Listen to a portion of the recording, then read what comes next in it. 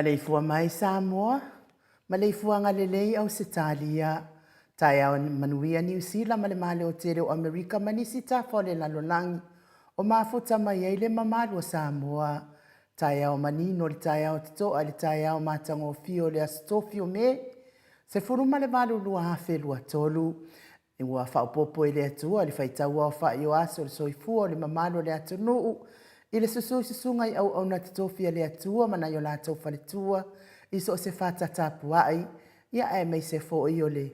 Au sina si o tātou atunu i nei tamama tina mātua se iau o lava i lave loa o le atunu se iau o i nei whanau vi ia le atua whaftai le atua o na o le whaupopo ina pēa o le soifua ia a me se fo me se le soifua tului ia ai mai se fo i o le malosi a wawa i mai pea i le aso me le aso. Whai ana whai ei whi am, wha tino ai ngā luenga e tatau mo le aso. Ia vi ia le atua wha taitele fo i lana pule wha soifua mo o tau mātua e mai se fo i le tato au whai ngā luenga nei. Wha wheloa i le sunga le au na tofia le atua. Lau a fionga pātele Marcus Hazelman Le taitai o le matanga luenga katoliko Samoa i Paramata, lau susunga i le whawhiangai ngā le Mount Samoa vi ingo le atua, lau susunga Reverend Esau Asora Viena le ana, ma le whare tua ia upulasi, ia malo lava fo i le tapua i lau susunga le toe ina, taitai o le ekaresia me totisi Samoa so whaatasi, Reverend Sione Tauleota, Pasta visita felava ia mosa ma le whare tua ia vaitama soalii, Pasta solinga solofa ma le whare tua ia whaavae, sunga le toe ina o le ekalesia la mo sato e fuata ina, Reverend Tele tausanga ma le whare tua ia matau aina, sunga le whaafia ngā malolo man malo le Uniting Church, Reverend Whaumumu Poleka ma le whare tua ia nā tia vai o Poleka, sunga le toe ina Pasta matai amika mataia, ma le whare tua ia Victoria, ia poa mai ia lau sunga Pasta matai amika, ma le whaletua ia ua lewa fo ia le itoi mafuta. Pasta tauloli ma le whaletua ia Arieta. Pasta ainu umu li anga avi isawa inaya ma le whaletua ia Saipeti. Pasta sa ngale tuila epa ma le whaletua ia Whai Upu. Pasta whaatiri matulino Samoa ma le whaletua. Pasta ia Feta Sekali ma le whaletua ia Susana. Reverend Awatama Tufaiono ma le whaletua ia Katenari. Pa ia o ainga matama. Leo so ngā pule mtumua i tu au ma la taua inga li tai, ma le va au whanoti, tapua inga li motu mai sa e a sua ma le vai whanua, fo ma ai tūlangi sa o le masare au mua ma le launi una sa e lua, le a fio wha atu i toto fa le ula la au namtasi, ma upu ia te o le motu sa, talo fa lava, le a fio nga i le au mamalo sa tato malo fa apelpele o Samoa, ma le Maleifua mai le nei tai a fo, tu ia ana tu maleli ifano vale to so ala ubile lua male masiofo me se le fionga al tai sili tai ele vai nga fa fa ia puipuia ia tau tanga Samoa la sisunga tu la epa fatia lofa lupe sole ai na yoti ai ono doctor sa ilele maliele ngoi male fale tua e me se o tupu mai ole vai nga fa e puipuia ia tau tanga Samoa. Professor Dr. Afualo luanga lau fale taurua manu wut salele, ma le fale tua e meise o tupuma e ole tautua Samoa. Leo sina se o tātou watunu ma le tāpua inga, tuila epa fai ai ma le fale tua ia maunga mu, good morning. Se umanu matamua faalia ma le tausi ia Sinta, pea fo ia lofi pole patu uma Viena, vui Nikola Wofo ma le fale tua ia Moli, good morning Moli. Miti Edwards, Ailini Tipa Ropeti, pea fo itina matua, ia telesia sekola siti katoa, whaftai telesia, mo tarsanga, au lele matapula se umalo fereti funga, so vale whaalawa au tio inu ese Paula Pangs, Julia Moli, poa mai lawa fionga alfalitua, Julia Moli, Selina Aling Nahil, pea fo Elisabetta Maslin, Maria Akiau, sina le Britain, pe foi le fionga ia nanai fau muina, maleana le tupufia ma le falitua ia moananu, Felice Tautolo ma le falitua, good morning, lau fili a rona fai ngafa ma le falitua, fa manuia le tua, ne iaso ma pisinisi, le fionga ia le manu ma le falitua ia fafangu le alamisa, good morning, ngafo pula salua tele moas ma le tausia Susana, ma asil ifiti furisia inu e tele ili fa so tau, ma le faletua ia matao ta lofa matao, fatia lofa povi ma se yuri fale ula fatia lofa.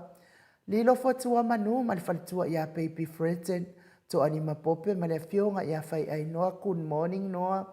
Papali i Paulo Ioane ma tausia a kenese, sai pele kome ma le faletua ia anofale, susunga ia papali i tele wango tuti apuna olo tango, ma le faletua good morning. Me se le tamamatua ia tapua i le whau ma pepa, fale tangoa i Farani Swan ma whiao taito, pia fo i whana ia upo le vavaua i ma wha amalu. Silia la e o kene ma le faletua ia le Lovi Burgess, good morning. Popo i whatu e lia tau ili ma Filipina, tu au pepe Josefa Sete ma Makoleti, good morning. Momoi malo tani e lutito ma le tausi ia lua timu, Sione Haitang ma Eloisa Samoa, tau e tia tafu asu a marohini, ma tau tia sa ngala a peru se aso ma Celestina, good morning Stevie Upati, me se fo iftalenga ia mati malanga o mata lofa mati, Tupa i o le vaililingi mau moa nanu ma tausi a Marina, good morning. Tangaloa ta se sa matai ma le faletua. Fala na ipupu pa ni pasa fa apoi ma le faletua. Tau finga fui maono ma le faletua ia Diane. Mai tovi Filemoni ma le faletua. Ia mese le komiti tu mama. Ia tiosa fa atonu ni umata atalina patiole stawa. Heni au tangava ia. Ta lofa mau mau salafa. Manuia ngalue ngone ne ia so mau mau. To a mātai o ona sa i tu whanatu, ia mei se foi eti tā lofa eti maulalo, lofa tele atu. Solomona, good morning. Pea foi le sunga ia peni, ma le faletua ia Neta Motunuu, Petronia Salele, Beni Kuva ma le faletua ia Anita Siliva, Lewi ma le faletua ia Peta Salue, tamama tua ia se Yulia li ilangolango, good morning, Finau Moni, se foi mulipona Mose ma Maria Ulai, Fono i moana langa aia pele sauma, good morning. To sulu ngā tau mati ma le faletua ia whaaumu elive. Peretiso moe vau pea fo i manuali ia sofa. Tau vau rivo pitone ta lofa pitone. Tau vau Esekia la ulu na vau tele wepi masita. Ta atiti moki siota. Me se le fionga ia tui whaasina broken tau vau hido. Olo manu usini ma le faletua, good morning Livingstone awelua. Piwiva tuala Maria Playclock, le tinama tua ia silulu Elia. Whainga whamisikei eneliko ma ana vasa, lofi po si a moa peilua ma le tau si a Rosita, ta lofa lofi po. Na mula ulu te umalu e Sarah Liufau ma le falitua, misala au ma le falitua ia situila. Tawa amitua na ifesili malisi. Lucy Pautalo se walunga ma maliu mai, good morning. Lucy Pautalo se walunga. Pea fo i whetalenga i atu pa i whasalafa ma le tausi ma le aingali. E se tata mala, ma ta foe Ramota Hilton, good morning. Laine le ata tipi, ia me se fo i le afionga i a lolo ma tauama. Ma le whalitua i a ngafo se fulu pa ulu liui. Talione vitale ma le whalitua i a Caroline. Whaumuina pua wesi tangi i lima ma le whalitua i a Tania, good morning. Sinao le vaiana, uli tawai, lifa loa afa. Pea fo i le musu ngā Uta Brown ma le tausi a Tina.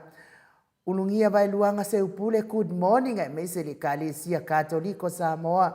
Ruti Hill ma le tapua inga.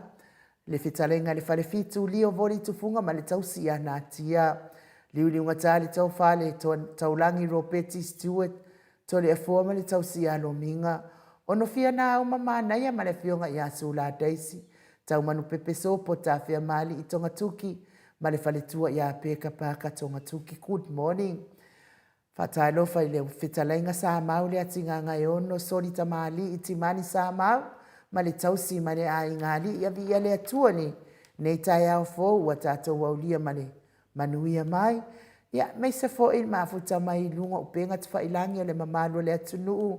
O e lango ina le pokalame le maot sa moa vi inga le atua.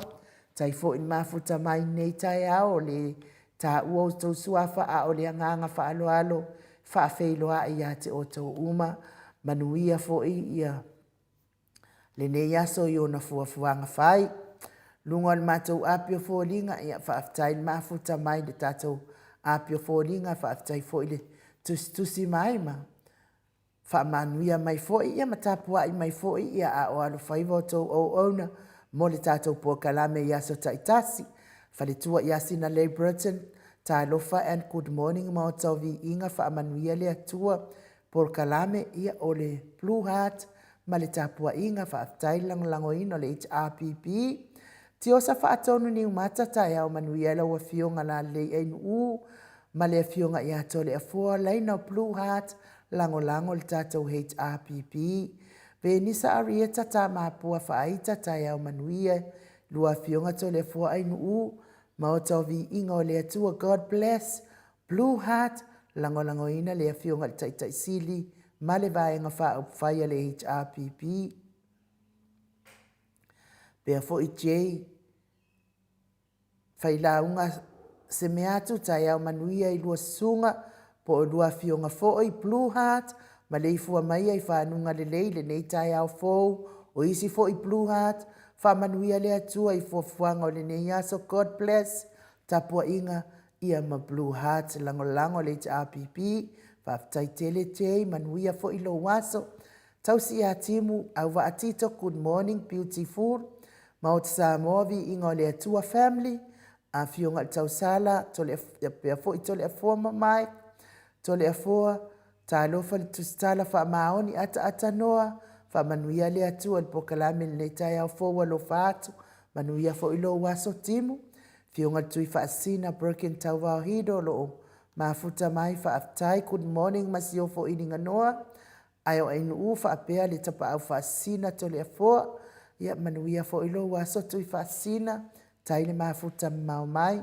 Felice Ioane tai au manuia ilua fionga. Ne ia so fo le alofa maleanga lele yo le tata walii.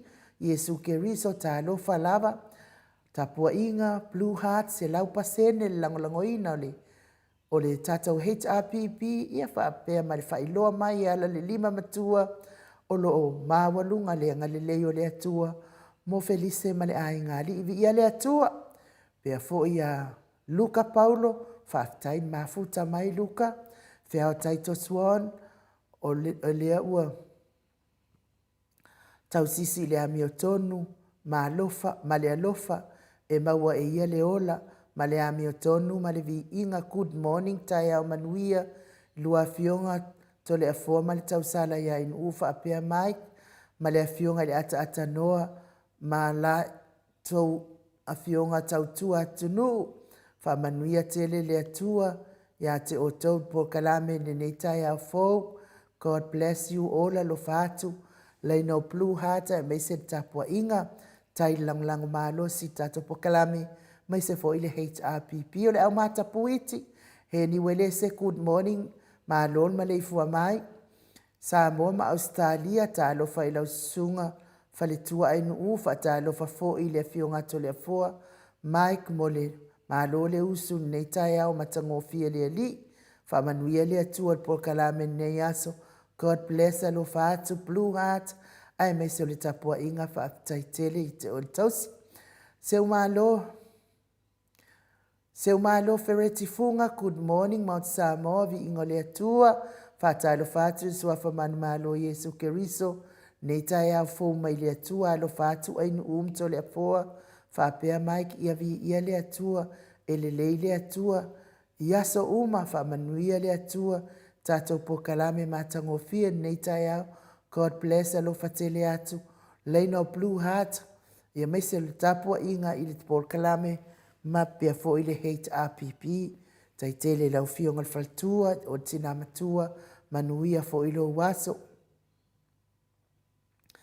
Tonga sai, tau vao, good morning masiofo, beautiful, mao tau vi inga, ia tai tele lava, fa manuia fo i le atua ne yaso, Willie Bismuth, tai au manuia, ta alofa lava mao tau Samoa, vi ingo le atua ma alon, Maleifua mai nei tai au, top of the morning, lau fionga to le afua, lau sunga ainu u.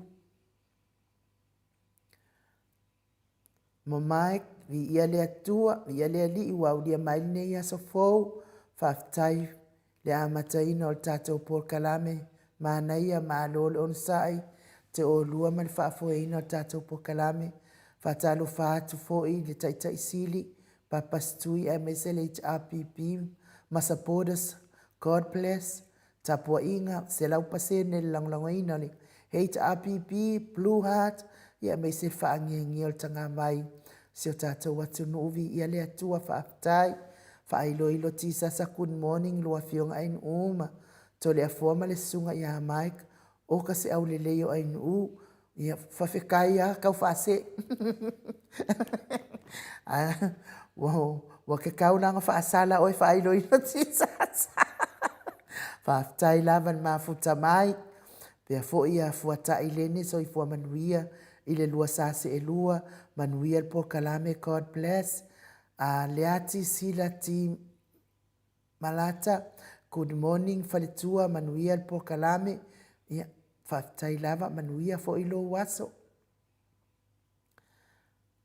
Elisabetta Marcelin, ta alofa, Mount Samoa vi ingo le atua, fionga tapa au whaasina, fionga tausala ainu usunga ia Mike, Fatalo fai pa anga masani manuia le aso.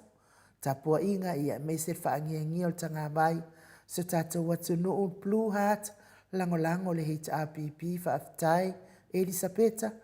Veta Arona, good morning, Mount Samoa, vi ingo le atua. Blue Heart, ia e meise tapua inga whaafitai, Veta. Si TV upati tai au manuian Mount Samoa, vi ingo le atua lau fionga tole a fua. Pea tau salo le maota ain ufa pele uso ia mai. Tātou tu stala fionga le ata noa. Te safa manuia le atua po kalame. Have a blessed day. Whafkaikele lava Stevie upati. Whapea uele le lei whapea lau whasamoa. Ia manuia ngā luenga o nei aso. Mai seo tiu te mawhaiva whaaftai. Ruta lua manu. Whatailo whaatu loa fionga ainu u.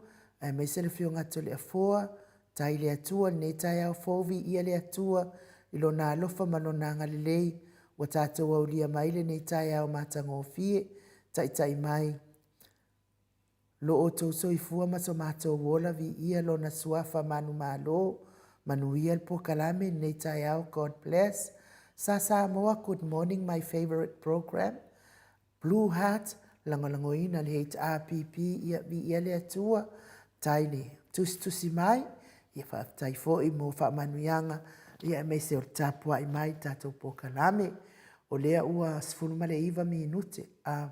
Lea ua lua sifunu male wha minute. Ua te ai nei le itu la fitu i sini au se tālia.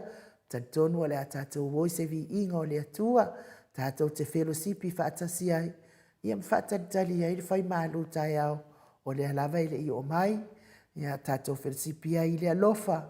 Male anga le lei o le atua. Sa o lava le. Tina matua le lei le atua. Taimi uma. E le lei le atua. Mai se vi inga o le atua. Mo le mamanu o le atunuu. Ka mota walia lai sene ina i Australia. Le tamali i Samoa i atupa i o le vaililingi mau mo nanu. Na te fausia fare sa mo tapua inga i le atua. Hol te tele mo sa ilinga seleni. Ai tua fo iai e ka le sia ma fioanga. Pea o mai taimi o whaintapo o aso fia fo. Fausia o so maota malawa. Toi whaatele ina o lo maota o lo iai nei. Mo nisi suinga o le sila. Na te fausia ina fo i fale whaupopo po Granny Flat. Pea fai o iai se lao lo whanua. Te lela na fesoasoani na te siaki ina ai. Se maota fou o lo fuafua ina i te whaatawina. Po le lei atoa lea fale mo oe. Aua ne i whaasese ina oe i le ila mai o le vali. Ai o lo o tele mea te tau o na whaale lei o lea fale. Tamali i Samoa. Te wha Samoa atu lava i ai wha Samoa mai. Tala noa i lau lava ngangana Samoa. E iei fo i le au nanga le whaletua i a Marina. Mo le tusina o le ata o le manumalu. Tapua ia po o hol ia a o lo maota fo i malawa. Te le tau tinga ina te sa ili se tusiata. Maua uma le au nanga tupa i o le vaililingi mau mo nanu. Ma le whaletua i a Marina. I le tau ngata ai o le soifuanga o lo ua iei nei Samoa. Sosoani tupa i o le vaililingi mau mo nanu. E tusile o ko o whale i Samoa. Pule oe pe whaatau i nei pe whaatau i Samoa na tōtonga. Na o nā luane lava o le kāmuta Samoa. Whapipi i loa awa o tātia. Tōtonga umo le ngā luenga. Le aise uruti ngā wafa o ngā Samoa. Le se leni o le ngā luenga. Mo whaalawe lave. I oe. Po whea lava e te alala ai. Australia po New Zealand foi. Wala autupa i o le vaililingi mau mua nanu. Telefoni o wha. Tasi valu. Wha o lua. O wha. Tasi valu. Wha o lua mo nisi wha matalanga.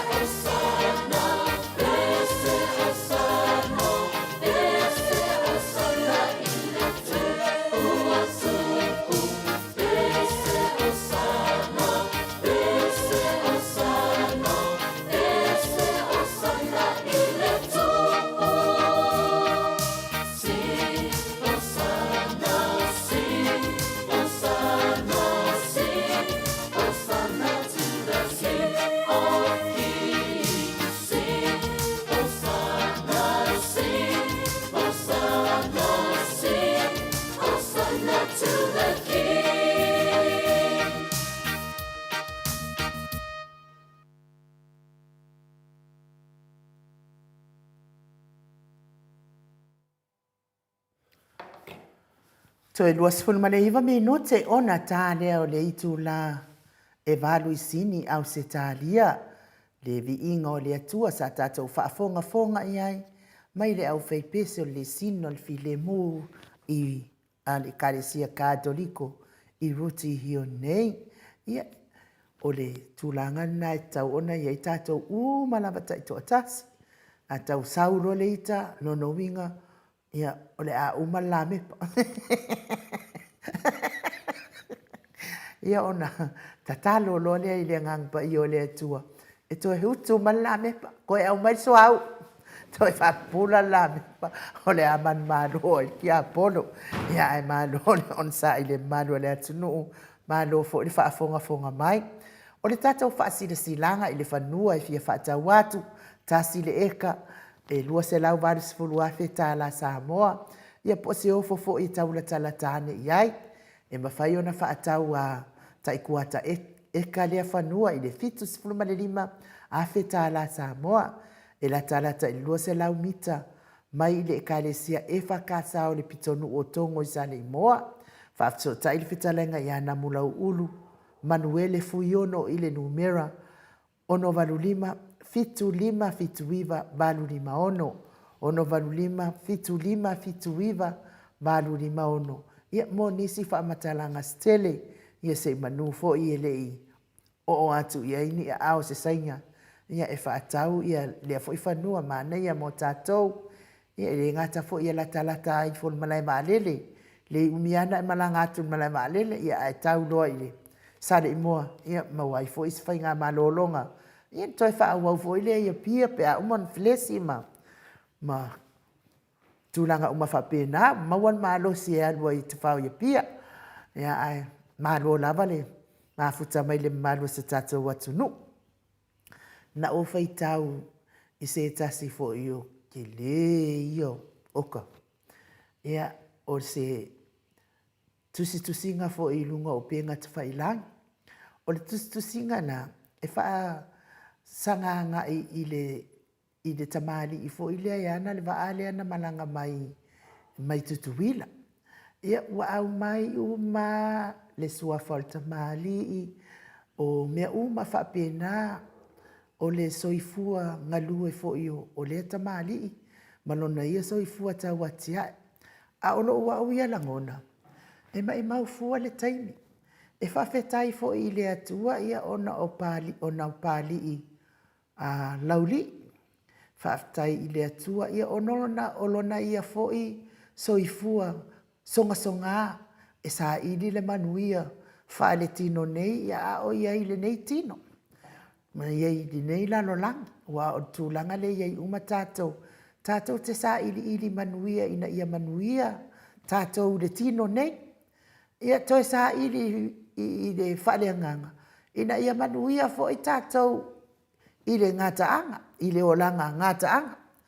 Ia e whawhetai e la i le atua ona o pali i lauli. Ona olona ia fo ia songa. Sa ili ona manuia whaaltino. Tausi ai ona ia ilona ia ainga. Ia e me se fo i se tautua i ona ia mātua a o soifua o te iloa i le imisi lavale. Tautua a o soifua. Ai me se fo i le tautua i afio anga. I le fio anga e fio mai ai fo i me su mai ai mamaliu mai ai fo i le atamali o le atunu. I le ai la se mea o le ati ngā ina i fua i tū lau ia e lau mai ia whaamanuianga ua maua e. E lea fo i tamali po a fo i awala na maua i whaamanuianga. Ia al mea silia i la ua uloa ele o ni mea ngaoi. A o le mea le tuli le mamalo le atunu. Le polkalame mau te Samoa vi ingo le atua i ta matina matua ma paanga malava mau te Samoa vi ingo le atua. Ai me se fo ile afionga tai sili le tai il vaenga fa upfai le HRPP ma le vaenga fa upfai le HRPP ma le HRPP atua po o ai minisita na fa atanga ina le va o lauli ia le va o tamali ile ia e sau i te tono o le tātou watu nuu e au noa mani pepa. Pauana o le mea lea tūri, a o le tamau a inga o laulii, Ma le tamau ai ngol te mali ile ia ile se fe awa tatou. Se o le mea ngai ka ua loko palapala ma le loko ele ilea. Ka kier ka mau ai nga whawhetai ile atua.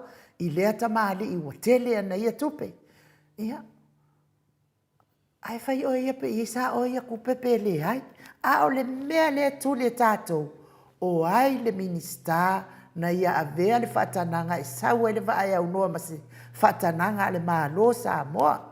Le mea nā le tūri whaamole mole, waka whaamole mole a kwai ko please. E le ngatala i le vaa le la pisa i le vaa o le Samoa. Ai whawhetai o le vaa o le Samoa e ilo nā nganga Samoa e loto alofa. Pena au mai aini fuala au whasaina po ani si mea elea iala tātou le mea nā. Mea nā e avel tū la whono wal, mea nā o le sue. Po o ai minista na whaatanga ina vaa lea e sau e au noa ma se whatananga. Ale malo Australia. Ele ngatala o le malo nusi o Samoa. Ele ngatala le vaalea. A o le va o saina. Le va o saina le foina. Na tala noa mai ele fio ngata ita isiri. Po ai la fai pule na ia whaatanga ina ia va ne ia lua. O ai fo i minista paula le o le mele su. A o le tamao a inga o le lea tamali o le atunu ele ai sau fi au. Ele ai fo se ia le. Ale mau te Samoa vi ingo le atua o le mea patino lava na ale tangata ia. Si o le mea ngai kupua i le pepesi. O le ake ia ua ave ese fua le mata upu. Ai pau wale mea le fia i loa. Le tara sanga ai i le fionga te maitai pale mia. Malana fai ngā malo a fai loa. Ai maua susu e ngā o minista na whaatanga ina wa anei ma fai pule. Fai loa le mele na e fai i atula e pa ma le ala le pule. Wha ma lo e le tatongia. O le mea tonu la na ta ua soli tu la fono. Ia, o le mea nana o le tuli e tatou. A o le mea e maua ai e lea tamali i le tele wana tamau ainga. Ia, e lea ila o le mea langa ka o loko pad. Alo e se ma o kou ngā mea o loko pad. Ave sa o a tātou le isu le tūri wha mone i lo wawa lava ma lo wha alo. A ua wha se ina tātou e le vārea fo i a Samoa lātou. Ia ai Mike a mai se tātou pese. E a watu ai o alo whaanga mo whaanga ane mau te Samoa vi ingo le atua le fionga te pau whasina. Whapea fo i tātou insinia mo ta māma tina mātua o uso matua ngane.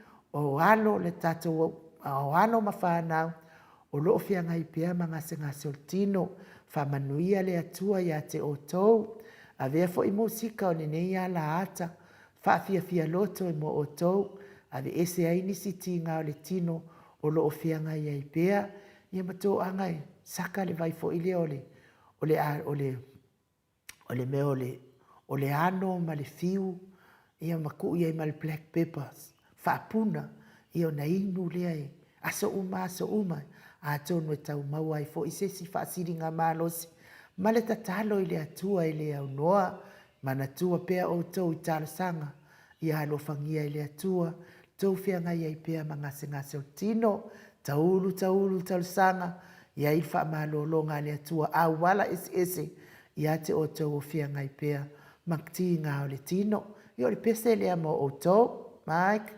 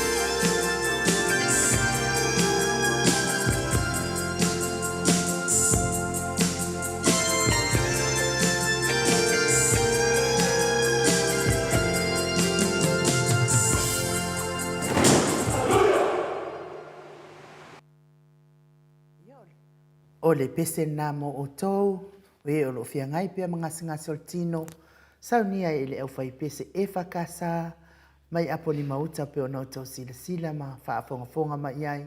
Ina ua tau se furuma le ono minute o na tāle o le itu lai valu i sini au se tālia. Ia lea ua mafuta mai lea fionga le tapa au whaasina i ato le foa, nganga whaaloalo e whaafeiloa i fo i la ua fionga le tuia ana ave au malanga, tama whaasausaua le itu malo, le na tuina atu ia ia o le tonu mai pea. Ia o lau fionga fo i o le whaululunga o le ainga malosi, fo i whetalainga i la ulu o le taulau niu. Ia a le presidente o le Ekalesia Katoliko Samoa i Parramatta, i Ruti Hill, le auto institusio le pule anga wha Katoliko Samoa i Parramatta, ma lo lava le soifua manuia, ma lo fo i le kuai le ngika e au fo.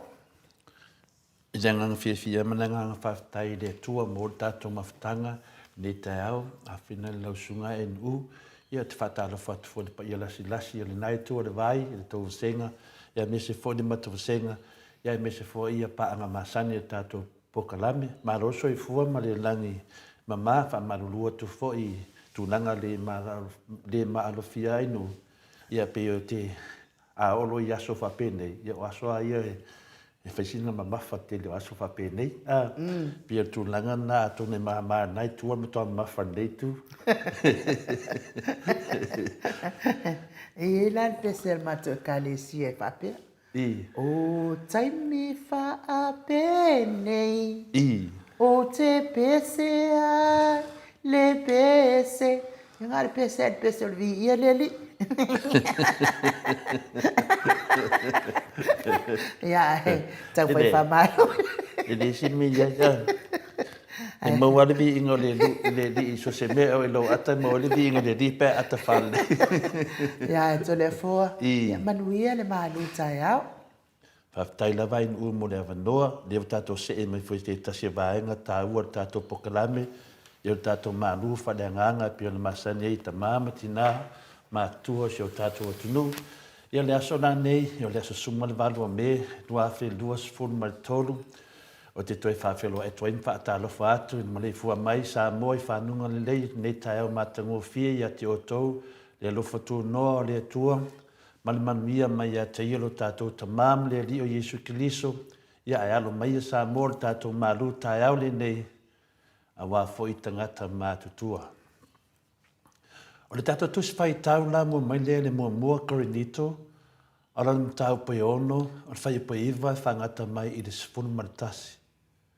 Mua korinito, ala ni tau pai ono, o le whai pai iwa whangata mai sumai tasi pa mole ein upen whai ana e whunga ina.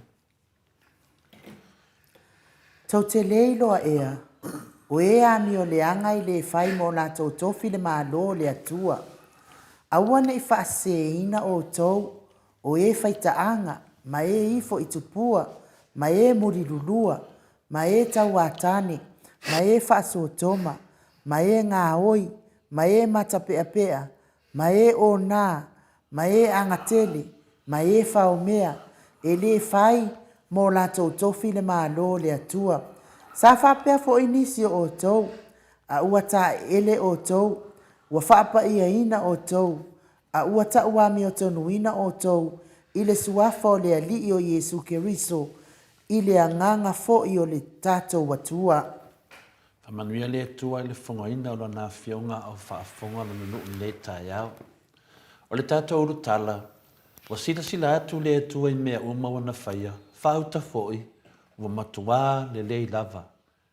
Whamawina le kenese, lona matapu mua aluna whai pasuma tasi. O le tatou manatu wau, ua mananao, po ua manao le fast, ia whaatu la whanoina loa, maaloa ia le whai poipo atu o le tane, ma le tamaitai. O le tatou manatu wau le nā, ua mananao le fast, ia whaatu la whanoina loa, le aloa ia, le whai poponga atu o le tane, ma le tamaitai. Ar tatou urutala, wa sila atu le atua i mea wana whaia. Whauta foi, wa tuwa le lava. O le tātou tusi whaitau, Korinito mua, le matau pe ono, alona whai upaiva whangata masuma tasi. Mo le whaawhai ngō whihina o le tātou whaasoa ni nei tai au, e lua ni vaenga ua vai na iai le tātou tusi whaitau. O le vaenga mua ma le whai upaiva e whangata maisfuru. O le tala le, ia po le bad news. Ma le vaenga e lua o le whai pasuma tasi, o le tala le po le good news. Le vaenga mua la le whai upaiva whangata maisfuru. O le tala le po le bad news. O le whai upaiva e te fulu, tau te lei loa ea, o ea mio leanga e le whai mo la tau tofi o le malo le tua. Aua nei whase ina o tau, o e whai taanga, ma e ifo tupua, ma e mulilua, ma e tauatane, ma e whaso toma, ma e ngaoi, ma e matapia, ma e onana, ma e angatele, ma e whaomea, e le whai mo la tau tofi o le malo le tua. O le whai nei, o loo tau, lau ina ma loo tau whaailoa atu, e le apostolo Paulo ia mi o leanga, ma le matanga, po ang sala loo whai apea e tangata Korinito i le aso, ma le aso. Ma ua whoninga mai o se afi o matuamu mu sai, o le ma whai o na tineia. A o le i whaalawinoina ma tō lauloina atu le apostolo i a Korinito o le o langa po le soifua lo soifua le tō tele o na tangata. Ana mi o le anga po ana anga sala. Sa ia te ia le anganga o le unsai mai le tua. Na ia mua itu ina atu ai lo leo le fesili e whaamanatu atu i a Korinito le whaamoe mawalunga o le tua mo i la tau i le ola e whaamavau. Whai mai lam tanga o le whai upo iwa. Tau te lei loa ea, o ea mi o leanga e le whai mo la tau tofi o le malo le atu. Tau te loa ea o upu na o lo amatai le fisidi. O upu o le o toe fangu. Pe o se wake up call. Toe fangu atu le apostolo i loto manganga o tangata Korinito. Maleifua mai a Korinito i whanunga le lei. Ina ia o tau li liu ese maia. Ia o tau wanga sala ma amio leanga ai toe fo iatu i le li. Ma nei ali whamanatu o le apostolo Paulo i a Korinito. Tau te loa ea. Tau te loa ea. O upu o lo toe whamanatu. Toe whamanatu atu i Korinito e le atua malona finangalo a lofa mo i lātou. A whai ai toi li watu i a te ia, na te whaamangaloina i lātou, ma lātou mafuta ai, loa male mālo le ola e whaavau. Tau te lei loa ea, o ea mi o leanga, e le whai mo lātou tofi o le mālo le atua. Wa omana whawhangu ma toe whaamanatu e Paulo i a Korinito le alofa e le mawai o le atua i a te i lātou. Na ia whaasanga do lea ma tō lau a mi o leanga, ma mea matanga puang stala lo whai a pē e Korinito i le aso ma le aso. Mua o le whaita anga. Lua o e ifo i tupua, tolu o e muli lua, wha o e tauatane, lima o e whaso toma, ono o e ngaoi, fitu o e mata pea, valu o e ona nā, iwa o e angatele, po tangata laulawa vale, wale tau whaaleanga, se fulu, ma e whaombea, lean tātou whaaso ai, i le aso lua whatu amawai atu nei, le aso suma leono, o me lua whelua suma tōru. Tātou whaaso solo pea, ma tātou talitari noa, ia maua ei le aunga tonu o le whiau mō tātou li nei aso, o se whamanatu. Pa mei o hami o le anga po ang salana e se fulu a Korinito, tau tino ma whailoa e Paulo i a Korinito. Whaapei o tu la fōna se fulu lean tu ina, ia tu ia Mose ia ese la elu, ina ia la fuhai, ma tu ese loa e tangata Korinito. Ai fo i atu i le li. E tu tusare lei ma tu la fōno ia, nā mata mai ai, tātou whaasoa mai tu ina atu le tua ia Mose. O le tala le leile nā mo Korinito, po le tala le fia whaalongo i fwoi tangata Korinito. Ioe, e lua mena iai, e tara le lei, ioe, maania, ia e matua le fia whaalongo i tangata Korinito. Aisea, o no anga sala po ala toa mi o leanga na e se furu. Aisea wa vea ai matara le lei ia Korinito. A wā fwoi le nā tula leo le tangata e le manao e tau atu pe whai loa lona se. E manao e na nā mau fiofi malu ia awa lavani i alialia e lunga. E whau au pēr le whai o leanga sala ma leanga sala se i o lava i na matua o na whanau mai leo le oti. O le vaenga mua le nā o le avea ia Paulo ia Korinito po le bad news. Tato se ea tu le vaenga luna lua po le good news. O le tala le lei. O le whai upasu mai tasi. Sa whapea fo inisio o tau. Aua tae ele. Aua whaapai haina o tau. Aua taua mi o tunuina o tau i le suafa o le rio Jesu Keliso. I le nganga fo i o lo tātou atua. O le whaamolosi au ma le tatalo atu le nā Paulo. I e o lo whai apea le anga sala po a mio le anga whaapei o na tā ua i le whai upo iwa ma le sifuru. Ai me se lava i le whai taanga. Mo se whātai ta inga i le manatu le nia Paulo. E tele mawhtanga whale ngali i le vāo le tane ma le whawhine. Wahau tau sa ngā onu nofo. Mai awi iai fo i whamunianga le atua. E ala le whananau mai o se whanau tulou. O nei fo i mawhtanga ua talia alo ia le tele o e kālesia whapei fo i o le malo. Whapei o Australia. Mau o mawhoi ona whapai eina e ala i le whai puponga. Lona winga o tangata nei wali liu matue fo i atu i le atua. E le ngata lasi i se sa whai taanga ai whapea foi na i foi tupua o e muli lua, o e ngā oi, o e whao mea, ma e a mio leanga uma whapena. E mo mia lava lau fuli tua loa i nā mionga. Ai foi ma le loto wha maulalo i luma o le ali. E whaasa o ina ma mawai o e le ola e whaababau. O le winga le nā o le ti mai ma le whaalo tele a Paulo sa whai. Sa whapea fo ina nisio o tau. A ua tae ele. A ua whaapaya ina o tau. A ua taua miotuni ina o tau le suafa o le alio Jesu Keliso le nganga fo i o lo tātou atua. O le nauna ta inga fo le nā ma le whaamoe moe ma le tineia. O lo tātou tamau le langi, ina ia tātou fo i atu i ate ia. Whai mai le tose Jeremia tosu matasi, alona whai pa tosu mai wha. E le to ia o fo i le tangata i la le tutua oi. Ma le tangata i lona uso. Whaapea atu, ia o tau i loa le ali. A wai e loa hau e la tō umalava, o tangata nu a toa maali. Lo petalai mai ai le ali. Wa o te wha maangalo ia i la toa mio leanga. Ma o le to e manantua la toa vangsala. I le peru na e balu lona whai pasuma tasi whangata masuma lua. La tau te le a o atu fo i taitasi i le la te tua oi. Ma taitasi no na uso. Whaape atu ia e loa le li. A wa e loa au e tangata umalava. O tangata nu a toa mali a wa o te wha maangalo ia i la toa mio leanga. O te leto e manatua fo i a la tau sala. O le tala le leile nā e le na o Korinito mauna tangata, a o se tala wha fia loto mo i tātou umalava, wha pela o langi atoa. Me le Samoa ma lau whaafunga, se o tātou toi fo i tasi lava i leanga sala, po le ami o leanga lea o lo numila tasi i le lisi a Paulo, o le whaita anga.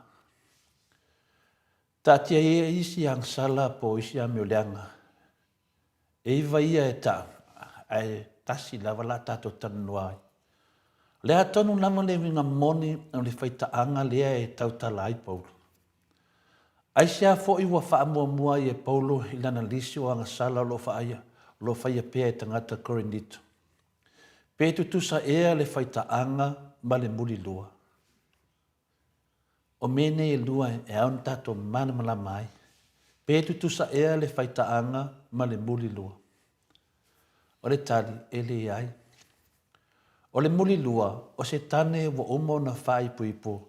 Ai wa toe whai a inga i se isi whawhine. Ia po se tamai tai fo i wa umo na fai po i lana tane. Ai wa toi fai ainga ma se isi fo i tamaloa. A o le fai ta anga le ai tau tala i ai Paulo. O le fai a ainga po le feo inga wa le ai se tua oi. O lona winga o feo singa inga lea e ala po le ai se tua oi. Wa le pa ia lea i luma o le tua. E ala i se pai poiponga. Feo su inga lea ua tasi ai le paanga. Po lau paanga ai ua tele au paanga. Sili on leanga matua le fia sila i ai le li. Feo su inga lea i le va o le isi tane i le isi tane. Lea ta ua e Paulo o le tau wa tane. Tau wa tane. Ma feo su inga i le va o le tamaitai, le va o le isi tamaitai, le isi tamaitai. Wata ua o le faa so toma.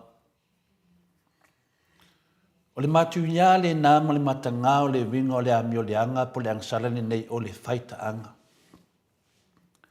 Ia o le upumoni lava Samoa o anga sala po amio le anga lea na matua matanga o lo ta ua i to tonu le tuspa ia. O le tātou tala, wa sila atu le tui mea umauna whaia, whauta foi, matua le lei lava i le kenese nā mumua, lona whai pastosu mai tasi. O le tūwhatasia le tua a tamu ma ewa, ma ia wha manuia i ai. O le whaatino ina le nā o le ulai whai poiponga i le wā o le tane ma le whawhine le tua. O sila atu le tua ia a tamu, o matua a toa ma le leilo ni tangata. O whapea fo i a ewa. O le tūwhatasia i la ua e le tane ma le fine e le tua e ala i sakalameta o le whai poiponga, wa ia sila atu, wa toa ma le lei. Whai mai tātou tala, wa sila atu le atua i mea uma wana whaia, whauta foi, matua le lei lava. Samoa man mamano le au whafonga e le ai ma se mai panoa tuspa ia o tu si ai po whaapea mai foi. O na tu whatasia leo i la ua le tane, po le sakalameta o le whai poponga, po o se tamaitai foi, po se isi foi tamaitai. Matua le ai nawe tono tuspa ia. O whai poponga whaapea lo whai nei le laulangi, ma o leo ua mana nao fia me ma le whaas au mai Samoa. It is man-made. O mea lava na whaia le tangata. E le whatuina pe whaavaina e le tua. O le mafua anga le nā o lea ua whaamanino mai e Paulo o le angasala ma o le angasala e whaavavau. O le angasala e le mawhai ai o na uru whale atuai se tangata i le malo le nangi. O le tato manatu wau, ua mana na o le fast, ia whaatu la whanu ina loa, ma aloa ia le whaipoponga atu o le tane i le tane, po le eisi tamaitai. O le autu le nā o le awina atu o le sui whaipule o le whainga mālo o le fast, i le whono lea na awai atu iai.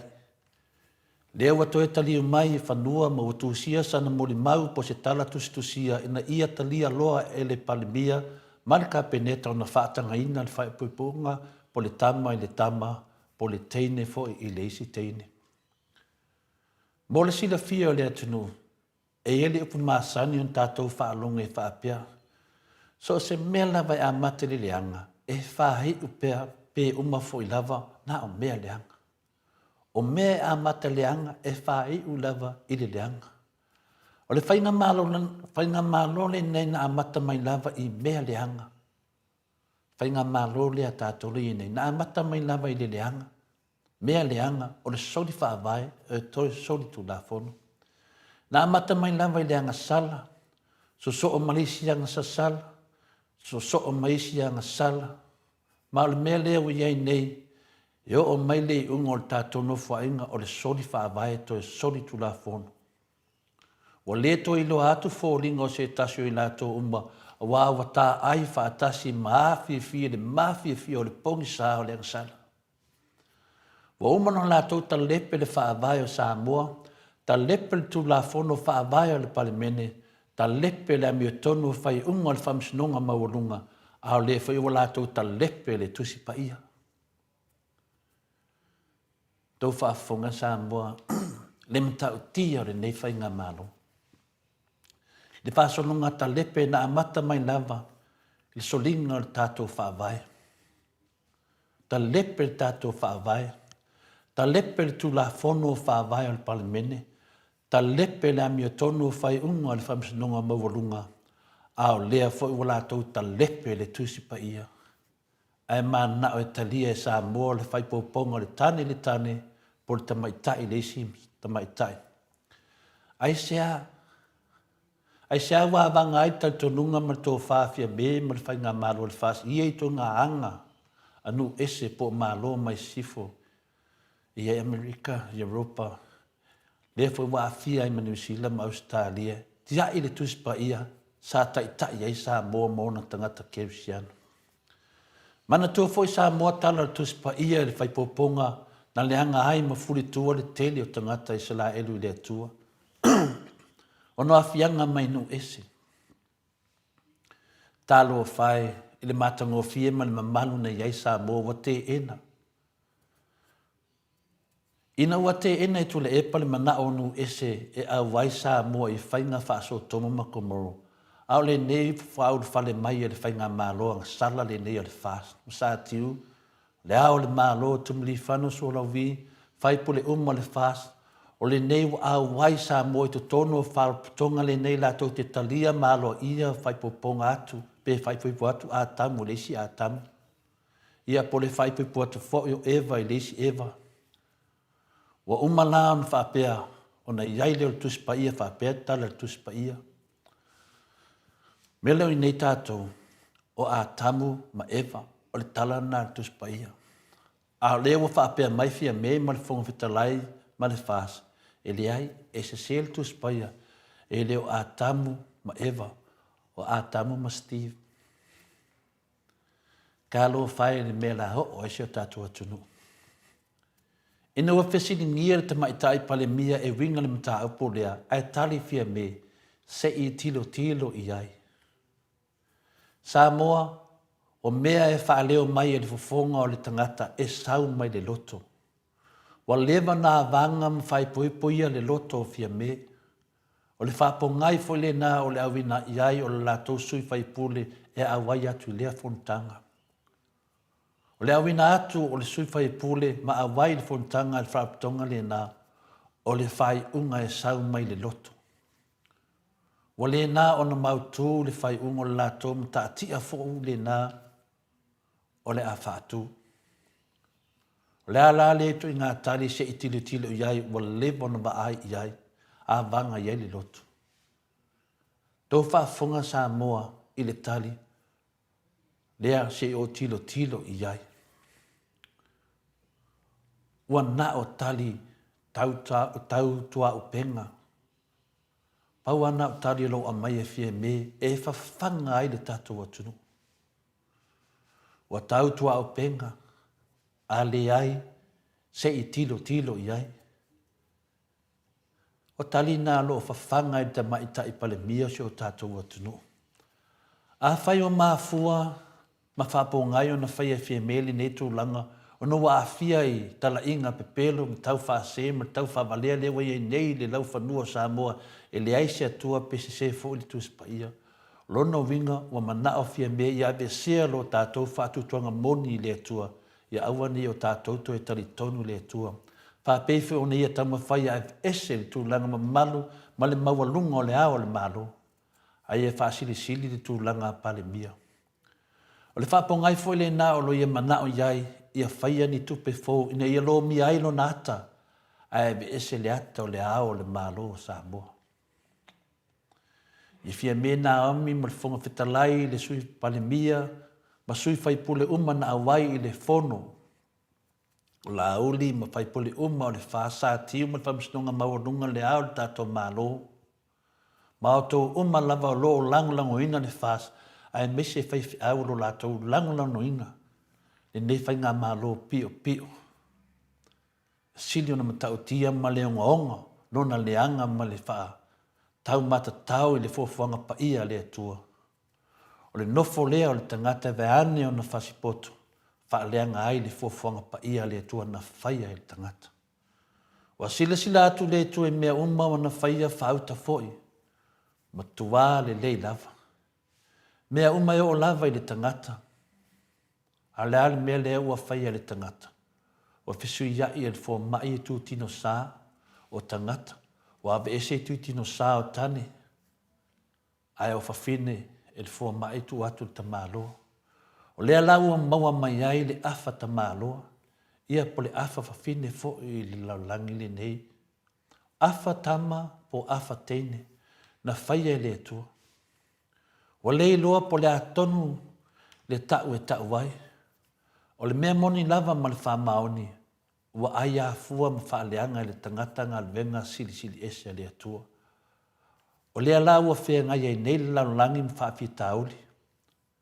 Ia ua tumu ta longa o tamaitai i afa ta māloa. Wa wala tau whao ai whai longa manu māloa sa ta tauna mau e tamaitai moni.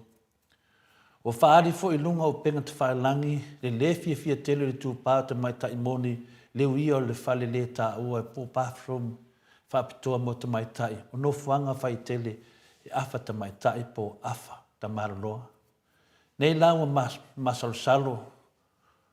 Tātou masalo foi wa sao whai lunga o le ipu e whemo e ei ma mata o whawhine.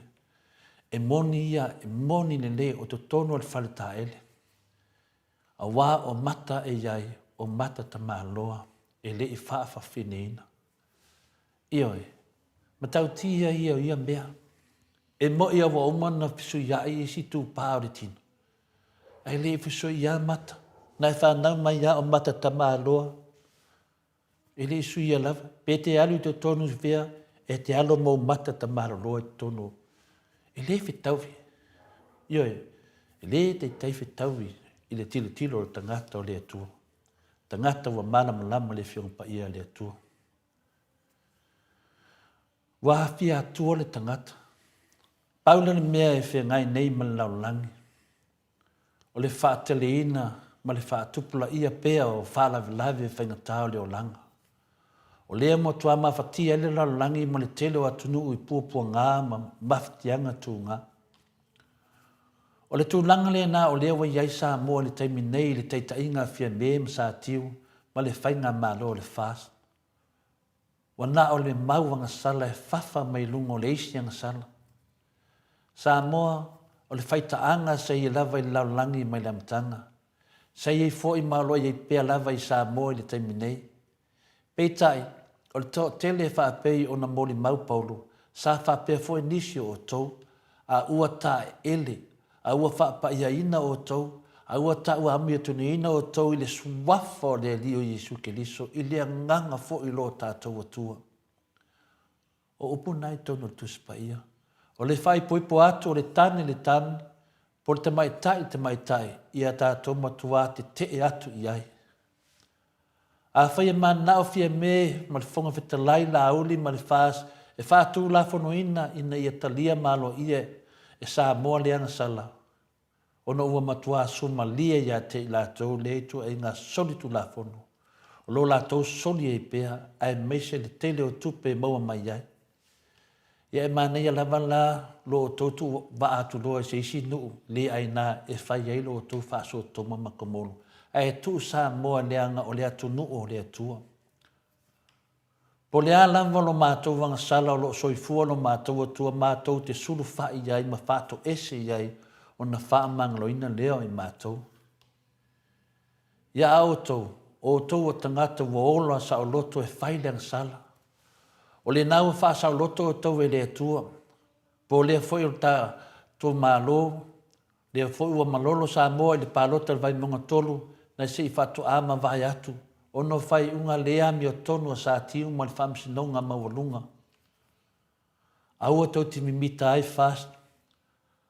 Awa o lea ua mātou pepese leo te tele no ua mātou manu mālo i le atua malana ami o tonu. O le nā e le o maua so o tau fia le lei. O le mea sili o le nā ua sao whai sui whai pule fau o lautimu ia i lunga o le soli whaabae to e soli tu la fono. O le nā ua iai le whai ngā mālo. Wala fuai e le atua ma ua ave e sea mai iai e le atua no nā lofa tu noa e o i le whaamavau. Whaitau i le tusi o mika e fitu rona whaipa e walu. Whai mai i le tusi lea. Aua e te mita i a te au. O oe nā, le waita mai i a te au.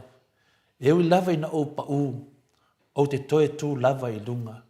E ui lava ina o nofo i le poli uli. A o le ali i lo umana malama. O le whiau, po le avea i whapitoa le nā mo o tau fast. Malau timu ia, ma le whamsinonga mawalunga. Aua ni o tau wha mawalunga ma manatu ua whaia ina le HRPP ma Samoa malona whaavai. Ua whaatoi lalo ina le mea moni i whai unga pio ma le amio le tonu o whamsinonga mawalunga. Mātou te toe tutu lava i lunga i le whaatasi mai o le ali. Ua mātou no nofo i lalo le pongisa ma le poli uli o whai unga po whai unga ti Apollo. A sa tiu, ma vui, ma le whamsinonga mawalunga. Oi lea, o le ali, o lo mātou malamlam moni lea mātou te savavali iai. O le malamlama fo i le nā mātou te tinei ai le angasala lea o whaur whale mai i le whaas i te tono o sio tātou atu pele o Samoa. Ia o tātou mālu, whale anganga le nā netai au ta māma tina mātua. Tauiana i atu atu pea le nganga le atua. O tātou o fita, o tātou o whaupenga ina le atua, o tātou o mea whenga renga le atua, tātou te taua le taua. E tātou te whaamoe moe le nganga pa ia le atua, tātou te whaatoi laloina le angasala ia tangata. Soifua mai a manuia le aso. Aftai tele aingu mo le avanoa, whaleo ai se nganga o se mta upu whalea nganga a wāwhoni tātou mawhtanga o ta māmati nā mātua ni yaso. Tai rap. Mano, tai lau fionga le tapa au whaasina tole a fōa, mo le manu tai au nei tai au, whaafonga fo i le mamadu le atu nuu i ta māmati nā mātua, ia awane i ngāro le tau tatalo, ia matua te te e atu i lea, whaafitauri, aua lava, ne i o mai i so tātou watunu o Samoa, lea i tu a inga o whapapuanga. Ia ui lea, ia o le a tātou o te vi inga o lea tua, salani ailana upu, pe o na tātou whaalongolongo nei tai au, Mike.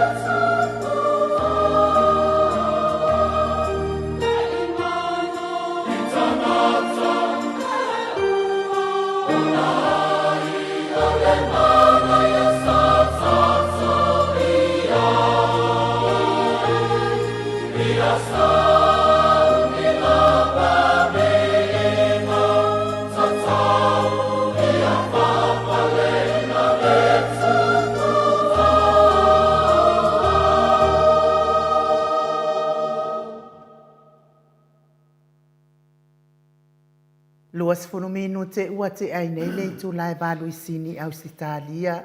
Le vi inga o le atua soifua na langina le au faipese e whakasa mai me android i le puleanga le sunga i le toe ina i a Simeona Taefu ma le faletua i a lofa ia meise le mawalunga le ekalesia e whakasa i me android ia vi ia le atua si ufonga fo i o le ekalesia ia ispa mawalunga ai de vi inga o le atua e ala mai fofonga o lana whanau. Moi. To le foa ia. I. O le ua uma ona o tala noa to tasi.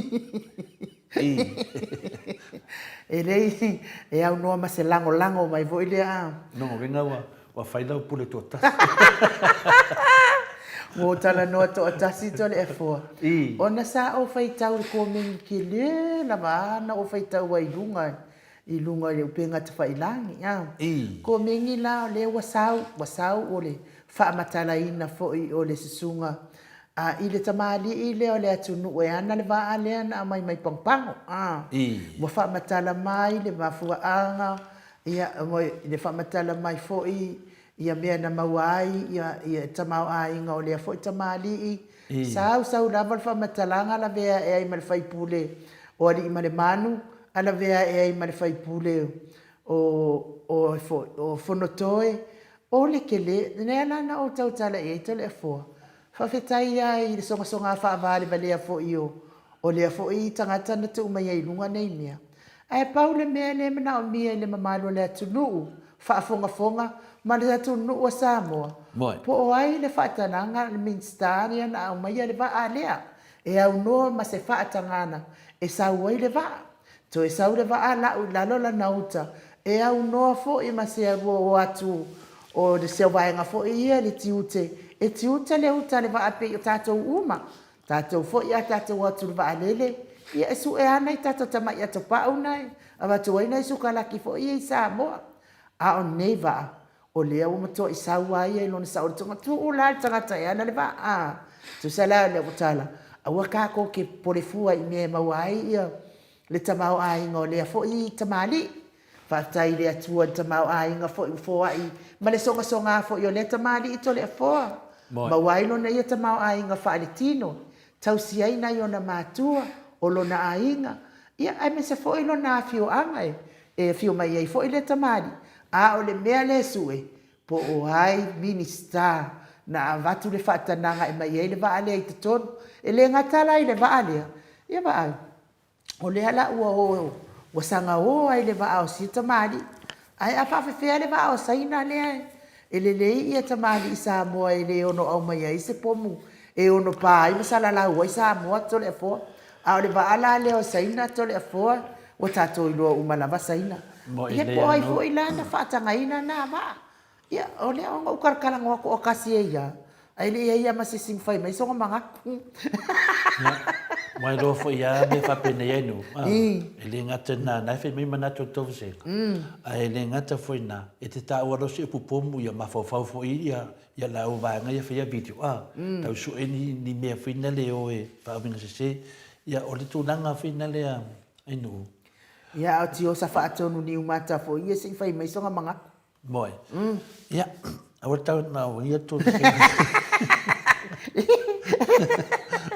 Langa le wa matana pina le mafafau le senga o le mole fafonga anga o le mamalu le tunu fafonga mai le neitu la o le nganga la vai o lo ta pena ai ma bato e fo i fina le tu alalo o le fionga le taite silia Dr. Tula Epa sai le malia le ngaoi i le fionga te mai ta pale mia ia fiambe fina le e faise komiti po se komisi su faise komisi su ai le sa o le va ale ma to e alo e se va ma Samoa le nganga na tu alalo o le la wa vele tu alalo le ma mea wa mai e foi ni tustusinga o tustusinga la ia pena e ta wa inu ia o le aia ta ta wa tangata e tusi ele mea i lono loto lona ma fau le alava ai au foi na malama tato o si foi tustusinga o ye foi ni mele lei o si foi tustusinga o ye foi me fa lele lei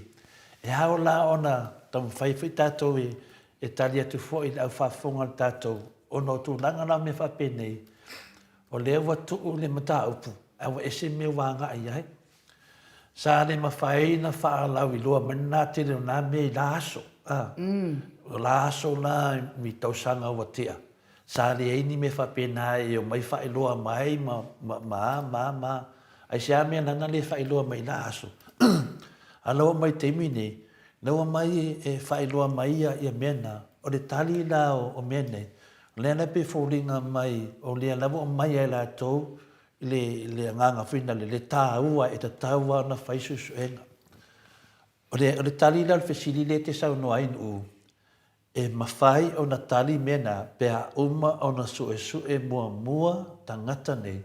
O tangata ia na lea awhia i le sau le waa pia ta ua lea awhia ia i na yuso mista. Ia e taulana su e mua le mafuanga na sau le waa. Wa lana le su e la aso ia mea. Wai le ni mea. Wa na ai ni mea i la aso. Wa le lava ainu. O na mai. A whau lave la. Wa le ni mea. Le ala wo o mai wa maua mea. Alo fe o so mai ma le ni mea. E kau whai ia maua ni mea. E le aise tau mea ma mahe maua le mea. Le tau ma whai atua. Le mauto Samoa vi inga le atua. E wha popula atu le mamano le atu nuu. Le tua lalo le fionga le teitei sili. E su o le mea na wa maua se mea. A maua se mea. E whai loro le ia le tua lalo. O le tua lalo la le wa watu. Le ala tatou te whaatali te mai tai panemia. E wha mai o tau tua o penga. Le upula na e le o mauti no le mamalo le tunu. Po le a le whauminganga. Po le mea e ni eise siusu enga. Po le mea e whatatau le waa wahalu. Le ala tatou te whaatali. Po le atonu o le taoto e te taunu taoto ai. A o lea la mua mai nei la vaenga le o le lei o se mea. Ma tau mai o se mea. Ia wasa le se mea ai nu. I tau sanga i o tea. Tau mai ai le sua folea. Tau mai sua folea. Tau mai sua folea. Ia. Sa le ai nā teim. A le wo o mai nei wa tupu le mea lea. A le wo mai mani mea le ni mea. O ke le loa pe le le ia mafo fau ni tangata ai nu. E wha pe ala tu e le malamalama le tu nu le wha winganga o mea. O le fesiri. O whena iei mea na ala me wa mai mea na le teimi nei. No winga na o whena iei na mea. Sa le ni mea. O le ala wa mai no la tu. Wa create lo se mea. E tau mawhai. E puni ai le tu alalo le fionga le teite si. A whaina iei ni mea wha pena whina le. Sau le whaai loa mai lo ngoa. Pu e mai lo video. Ma e tau tala mai le mamalo le tunu. Mai sau noa pe e whita lai mai fu le mamalo le tunu. Ona malama lo le tunu, ona ta whaapero le tunu. O la i le mea i ai nu, la i le mea i. A whare la vela, e te le mea lia mai ma la tui ngua saa. Wa ti rin tari tonu le tunu e le se mea. Ma tau lia to e rife, la wala o tala e tua i le mea na wha mai ia tangata wa whaatau e tu le epa ia whanua. Whaatau e tu le epa ia Samoa ia saina. Tei tu tusa ma mea nei. Le fui wato e o e to e whau mai sisi mea. Ia la tu langa na ia, e saunga ele se mea. Ele i whaatau e tu le epa ni whanua, ele i whaatau e tu le epa ni mea. O fiu ia stoi inai. E lui mai, Yeah. ia la ua uma se mea se tasi. Ua uma le afa mea, ia la ua sau si se kamai. Te sala le whamamanga la tu langa lea. Le fui le wato e sau foi pe to e whaanua ina mai foi tu langa whape nei. E te sau lo tōni o tu susinga e le mai e lo sofa sao. Pe le mai e so video. Mena o te tāu e te amu mo le video. Whai mai lo video. Ia nai no na ia na e tali atu le atu ia te oe. Le te teimi nei. O le ta ma whai nei tangata lato mea lena whai mai ua whaatau e tu le epa ia Samoa se ina po whaatau ia whanua le atu nuu po ua me whapena. Lea lau tato wa ai wa fiu tu le epa e lui. Lea lau whai atu le tu alalo le saunuanga tu alalo le fionga le teite sidi. Ia tokta tu le epa. Fia me ia whautoina whai se komisi sui sui. Mo le a ngai no mo le atu nuu. Au wale tu whaua whainga whamine. Na se komisi susue le ai minsta ia fia o le tu alalo na longa winga o lai ai le tu alalo lo abatu tu alalo ia la tu al mela le tu fe tu nei ai nu o le ala mai le tu alalo le ia po le lato tala le o finale le ala o te mafofau wa mai le se mea o mai o mana o se mea tai pio me na fe le tu la nangi na amata la langi na feta laia wa fia tua tangata ai nu wa fia tua mo fia mana na o fina le wa peia mena dia ia fia tala ke liso fina le nu ma Yesu ai ni me muli me me pero ai la ni me muli mai tua le me le sa no ai le fiona te sili ia tato antema ye o me pepero ia oni te tonu se sinatus tu singa Wai e leni tu singa sao. O tu singa na te tu sa mo tu singa ia na fai o lapi. Ua whaatau e tu le epa ia Samoa ia saina. Pa ua whaatau ta to whanua. Ia tu sa le leia ma tu singa ne to te wawa aila o le page leo le toa o lapi po le o lapi. Ia to tali e iai. To tali e iai whai tau le lei mai vai karo whai au vāria. Ioi, kulau wale upu vina le au aiake Talo whai au pala ai. Nonga winga. So se teime te vai e me de dunga e te vai mo ai vai o saule ata to le fo saule ata ai no o saule ata finale la fionga le hero saule ata le doctor to le epa po tangata umala vai lang e faiele me tono le tunu e pau vale le winga. So se teime to te vai el page le to vai a satani a to fia tire satani ma fai tau ia ma fofonga satani to voro le iai se longa lama lea so e whaani me lato fōringa ma mai ni lato mau whapenai nu. Ia whatau ia o mawhawhaunga ngā satani. Ua popol lea satani ni teimi nei ai nu. O minstala ia e tōtoru. O laitu o satani lea Se whai se mea na Kusi le mea lea. Ina tu mai lea ia tātou. Ni hei wole toi vālea lea tunu uwha mole. Wata mai Samoa. Talu mai le teimi lea tō whaasele tunu i whanua whalanga nu. Whātau e tu le epa. O le pine na ta o mai pe pelo o mato me ye fai tangata uma le tu on page sia ma tangata lo fa no longo ai ma tangata tali tonu o la ton tangata pe pelo ai lo na to tle mana ta o to pelo e fe o soi lunga le fua fe o soi lunga TV tala no sa mai lunga moto sa movie ingo le tua e tali atu na mta fa mole o fiu fo isatani e au mai ala tau tamatutu a vo i au mai fa leanga mai ata ua ni vei di ai masinga wa kiri ai de sipa va pe fa pa ko ingu maku i ko kikia so o me o ku vai fa pa ya so me la we nei ya finale ai no wa fiu satani Ko sa mena inu. O fiu satani inu pena to. Ko anga ingu le pena to. Pe se deu kinga. O na fa tele no mai enu ui lunga e vai mai ya. He di ya kwa ingu ye. Dai, e dua fau tuanga avia satan. Mani yeso. Fa ingio pena to ya lava ngio pena to. Dua, fa ingio PK e lamu. Oi mai maua to tai ko amaro lo an mo Samoa vi ngole atua. Ina o suri fa nga malo. E o ye fia ola ye ko nga fa nga malo ku va peng. E se le fa punga na no. O fa punga sawa. E dua tau sanga le tu e le tu e le vanga de. E tala no ai pe mo dua tau sanga. Da di uma dua tau sanga, le wa tau sanga. O sa e le ko tiki uma ka ko kam fainga. Dia tali atu na ni po isi fisiri. Ia, malo telefone mo le fo itu la. Ia fa tai fo i mo malu tai au ni tai au. Telefone ta upule na uma fo isi sim ka upu ai mai fo i mangi sim ka upu e fa tupu tele ina i pe le fia ma. I tu langa lama ia i le fai poi ponga o tamama. Tama. Ia mateni. I te au dia telefone na o tau tala mo ai fo. Ma tau a inga i tolu le ia whawhata. E le ai a masesi e whai i ai. E whai kalia, ka vai aku kui mani mo. Koso mai pēa, wha mawarunga mai se. Oso mai se vai muni umi. Whai a la tau ia tole foa. A ole upu la tātou te talia ina loa, lono winga. Ua matua i tātou lango ina na ia uso. Ia me se fo ina ia tuangani. E o aku le lepa api e whawawau tole foa. Ia e dewa omana whaile malu tai awa ta mama tina matua inu. Pauan me whawhaingo fia i whina le. Ia aua ne i whātū la whonoina se me whapena e tono tātua tunu. Ia aua lava ne i whātū la whonoina se me whapena. A oisi la mea e o ia le tautala tele tole foa. Ona o le e whonga pa ia le atuainu. Ona o matu iei mau.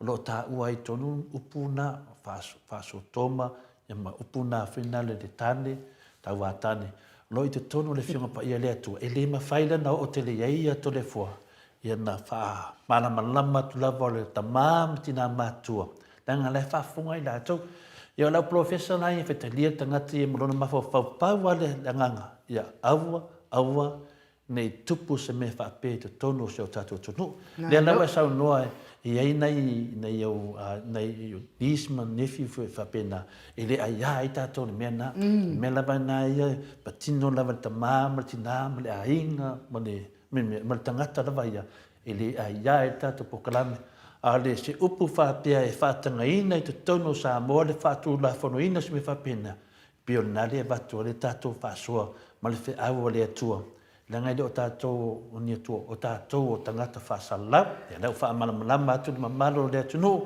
Ia, tu watu i bātele tātou te enai. Pea o atu ni whaatu la whanoina. O lea fia lea tunu ai nu. Eo. Nei, fia nei. O lea lawe sanga le mua tātou tunu i me umai. Lea se vevesi. Whapea tu whapea waise whailunga lanu i me whapena. O lea e okei la. Ai whaatu la whanoina loa. I se awala pe on tawa i wale tusai lo ma le fionga pa ia le atu. Ia pe o tala na ma le whaloralo po le tali atu nai nu. Ia, ma lo fa aftai fo i whalitua ia so vale wha ala maa au. Molo na finangano ai anyu uma tole e foa o mea uma lava e le ui mai le whaitoa e le o ni mea le lei. O tātou fo i ua tatau fo i le finangano wha alia le fionga i atu la epa. Mane mamalu o le atunu vi ia le ali God bless you both. La taitele lava. Ia tui fasina ia o fiu asa kangi e vavange ka ko puke ia alea lava ia malo lava ona sa ia te oi la o fiu nga tui fasina fa me foi faith mika like me fiu e fai ia o kele kia ia malo le ona sa te ilo tato uma lava e ka u fai ia kwa se fa matalanga ia kurios ia Iu soa ko mo de o moele. Tole foa. Na o whanongolongo fo i lunga o penga te whailangi. O lo o amene tangi ale tina. Oi. Ale tina ia... Teresa. Ia Teresa. Whapea ia wa umar whamesinonga ia tole foa. Wa avele o lo avele tangi ale tina I o Teresa I a whaasanga nga I le ia fia me ia male vaenga wha upwhai ale fast ona o lato whato sina le ana o atu wai I mangiangi ma avatu ia tupe ina ia pahalota mai ia tangata mangiangi I le sui o le fast lalai ave ai le tangia ia a o le lato lo ia fo ia o te maita I le poi fo ile o prenda le ana ia soli ina tu la fono to le forma a la fo ia mai fo ile le tangi fo ia le vaenga fo ile ale fast I tamaitia fo ia to lua ia ni tala pelo le ia fa sanga nga il fai pule ia remote ia yon me tonu le tau e tau va ia sa maule I le whainga pālo, ta ai aluanga I a rimoni le tangi. Whapea o le na watu e le fionga I whaipule le. Se lau tā lai tamaiti fo I e to le fōa. Paftai e nu, ia e whaingo fia lewa le tali. O lewa mai le tali le whamsnonga, ma watalia fo I le fionga le taitei sili, ma le vanga whapwhai le HRPP. Ia le tūlanga manina o le ansang noa le fionga le taitei sili, ia I tātou, ma whaamamlama ina I tātou. Se longa e toi fo I atu le HRPP.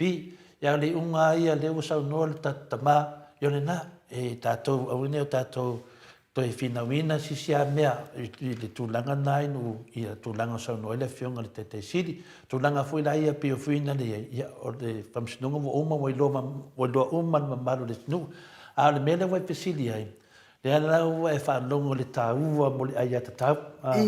Mea tonu ale le aia tatau. E le whapefe atu lori si tangata on whapelo tāwhia fielo aia tatau. Ia le alau a whaalia le aia tatau o tina aia Teresa.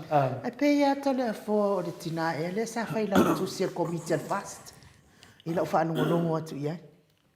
Ia atonu pose me whapenai nua ni whenau tau talai se longo te tana noa iai.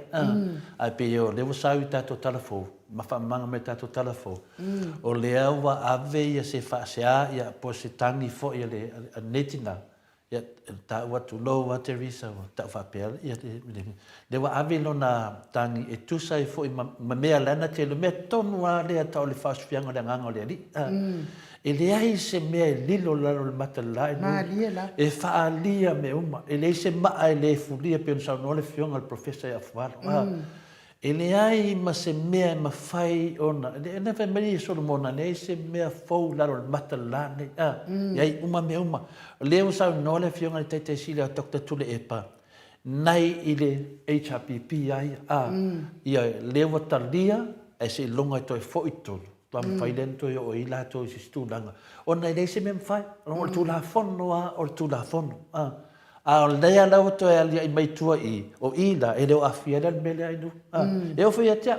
A mana o fai talu te lui. E mwhai ana o le lui. E a ngua ma se tā ofi. E se tangata wa. E whawhitai I a Teresa. Lewa I eilo na. E tupu pe Yesu. Tupu pe tono le loto tangata e lofa I le ri. Mamatau lia mea umatatu te whina wai. Le tau ma le whionga pa ia le tu e te le sao le malo le nangi mea umatatu tala noai. Se vanga ngā lava. Wa e li liu le tua. A tono e se foi le whawi nganga le nganga le tua. Ia Teresa. Ia tato whaatali ai nu. Pau le me sini na o whawhitai. O lea lava e soifua pela nganga pa ia. E musumusuina I tato. Ia. Pela le tūlanga nani utai pefu. E o tūlanga le nei. Se teimi au so tai ata noa pe mose tato ava noa ma le tinalea. Finale. Sume Teresa. Ia. Po le tamai tai fo ia Teresa. Suma iai. Ia tato tatara noa. Le e le fasili le sau I whamole inu un matuwasenga. Le whai mai le fasili lea. Fasili a. Ale. Tino manu whai mai. Whamale mone lava. O le fasili fia wha malama pe whai se. To lua a palemia ia fia me. Ia lau sunga tino manu. Ia mea tonu ana e mafua e mau me whina le mo le tau whaleanga. Ia mo mea lo tau talasao me moni. Ma nei ia le fasili. Ta ua fo le fasili atilo ia te au. Ia o le tali lava e sa lava na tātou talanoa I le tūlanga nda. Ona o le mena ta o le privacy lava ia le tamai tai palemia e leo o I se vanga lava wai adwa o te fesili ai.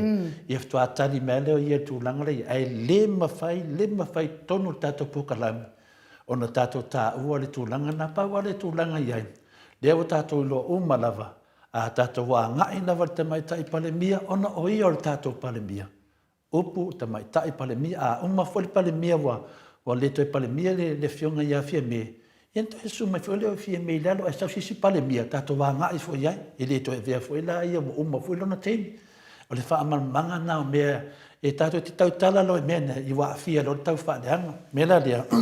Privacy na le tamaitai palemia e sa lava i ato le fua e le mawhaina ofisili e lenga i whaamtanga mai ia o le tamaitai palemia. Mela na o mena e fitua se longa lava o sau lava ia whaamatala. Ia le tūlanga na. Mela na e tato whaitete e mani ofisili. E a ngā fwere ofisili e tilo manu monisi wi tangata lo i ena i manatu whapena e tato tamaitai palemia.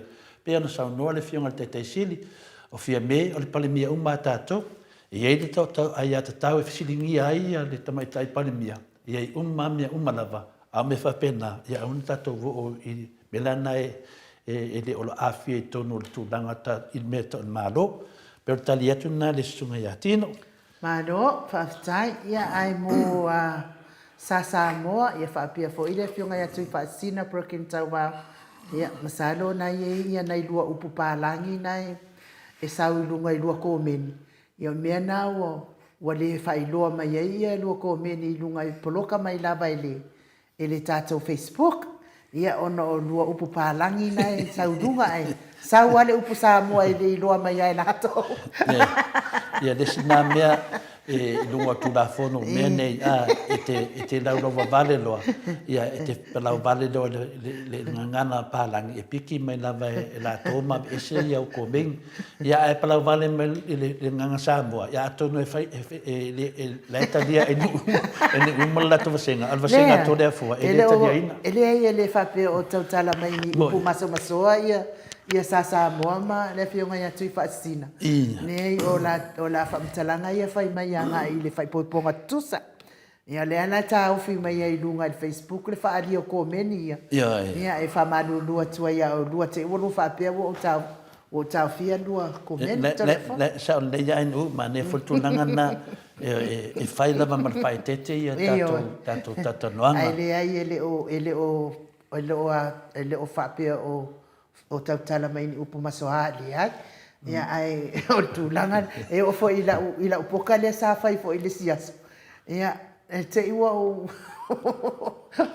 langa le sa hadu ele upu pālangi. E piki mai la vai lunga le YouTube. Ia ma suspend e foi tato. Mela ngai sa wai lunga e whasa tūlafono. Mela na a whai mai loko mengi. Ia e fia pala vale finale. Ia fai fale dei foi no fai fale vai mataria e tato lo le fai tau ne o tato matua i tato komen mela na ia tau le ia tau te vai atu lo se komen final wa de manuian u yo kangolo abs esa no ia le o fai atu le o se matua mai o le famatala ina o le ungali tusa alanga le fam e tau mai ai le upalangi ele mo ta o fi mai ai lunga le failo ina to le fo la mana mai ia sa mo ma tu fascina e pau na o ia mata o puale te vai tu le atata ia a petu tato fa manga foi wa nga foi le tu langa na e o so to talanga meni o lau bale awa le fa mai ia sa mo e wo ma le tau songa o le fonga fetalai. Ya, wala yo. Enu fanga tole na. O la sabe si ia i le tūlanga le pe na te talia ina le me ia fai poiponga tusa ai tali mai. E na te talia ina to telefoi sa mo ala ngola poina. Ya. Melana tele mana o ia. Tato ia ya au vite me fai tato ngale. Ya tato alo ese lava tano lesi fa pe o ta fu lesi malesi. Pawana me iai finale iai. Iai a mea pila tata pokalame pe no whaara lauilo atu. Le roi teimi e lewa i tata pokalame ia minsta ia to lua lea na Maleifua le tamtiti lea i finale i fui vaitele. Ia lea ia to le fua atoa ia mena o te whaataritali. Abatu pea ia lea vanoa o le teimi lea tua le na tu mai. Ia o le teimi lea tua na tu mai ta watu. a le teimi al tangata. E lai ati oi, patutu sai folo teimi ma le teimi al tangata. La e whanongo mai a wharitua ia, la fui whanongo longo mai. Ia, a tonu lava e whina le tu leva noa, ia la tau ai nu. Le lope o leva yaso. E lopo leva yaso, ia, po le fui tau sanga. Ai le mano loa al whamanatu le nganga le li. Ia, nua le tuai, pero tu langana ia whina le nu. E wo e whai a tau ia, le fuwa sauru teimi le tu ia, o te tau tala tu iai, o whamanatu tu iai. Ia, a le nisio of siningia mai whina le, pia ele ai e ai mea e tatau tatou ia i hala nunga tulafono. Ona o le tua e halu tulafono. E sa vali a tatou nunga tulafono ala mea. A whailau whaafonga mai a mista ia. E te sifelo ai fua lau te tilo te lava ia te oe mala wainga. Lau te tilo te oe mala whale tua. La fo e o te lo uma mea lai te tupu ai. A pau ala mea, tu atu lea vanoa. Sa ili lava le awala o le whide mu. Ia. E le ngata le lalo nei ia au lunga e silina e popole ai a mese le na lu I foi le fionga le tai sili le na sili le sunga ia lauli te le itali mai lava I la opesili le na watu le u faafito ne na ofisili atu ia be tu langa fa pena nu au ne ita sesi tu langa ai o sa faito le foi lunga tu langa e fa sala la watu dum mo maru le tunu e fai la vanga venga to le foi ma ele fefe to le fo se sina le tua e fefe to le fo e tali atna ni uma fa te le lava ia malo ia te tonu to le fo ia ma talana il fa fonga mai fo ele malo le tunu wa to te le lava le malo le tunu wa mana o ta wa tu lo a ia ai mo le fie ele fa penana na fa ia se mea e ave mo le avanoa ia ona halu role ia o le tato sui ia o ofisa o leo na whanga I o ia le ofisa leo a o tātou rawa tangata muri te whaanongo atu lo wa sau le riusa le ata noa te sa ia no winga le wa tau na sau wa mea nei I o le soifua ua mai mau whaafonga mai fo I nei whale tua ia a whai wa utu lautangi ia se ia lo whai fo I le tangi ia sia tina fo I pei o oe pei fo I taita ia tātou maua le anganga whaatina e alo lo whai tina I te taritonu ele mwhaina o tufia lo I mata o lea tina se I longa lava wa ia sila fia ina po o ai na maliwa ino nalo fatu ama whaina na nana na tangi a whai e te alofa I lo walo ia e alofa fo I tina le whapena lo na alofa I lo nalo ia o stala atuna ai nuu ia whatina e nu whaftaia manelo sa rang o te manatua lava nei Australia a whai ai tu noa pe malemo sesi te va ai su e lava su e lava ia e foi se tangata fina le foi le sitin titi titi na maliu ia na lenga kupu nei le la talata mai ata to ai no ale mele fe la fam talanga na atoa le fia tau sanga o su e na mawala mela le te tala no atuai te ua watu le teimi a le atua, wha leo atu. Ia le teimi le aoe, vai te fiu lawe te nofo. Ia ele anga le lato sesi, wha matala atu. E manei ala walu e te mamai no morsita whangati o le atua, pero tali atu na inu, ia te loa leo veri tato telefon mai a ata tanoa te sa. Ia, o le foi e manei a foi fautuanga a tato autostusi, wha pia ina whaatala noa inai. I se whaanongolongo whaataltal noa mai ata mai fo I lea na tuli mua fo I male ofisa fo I lea o penga te whailangi e tātou, am tanga luenga o penga te whailangi Samoa, le oto e whainga luenga le fast. Ia whapea la o la ua avesana tusi I le Facebook, pe o la ua avesana tusi I le pule o na longo ina le pule o Facebook se tanga I ane I page fo I tangata I le I loa. Ia e whaftai le a fia I tātou.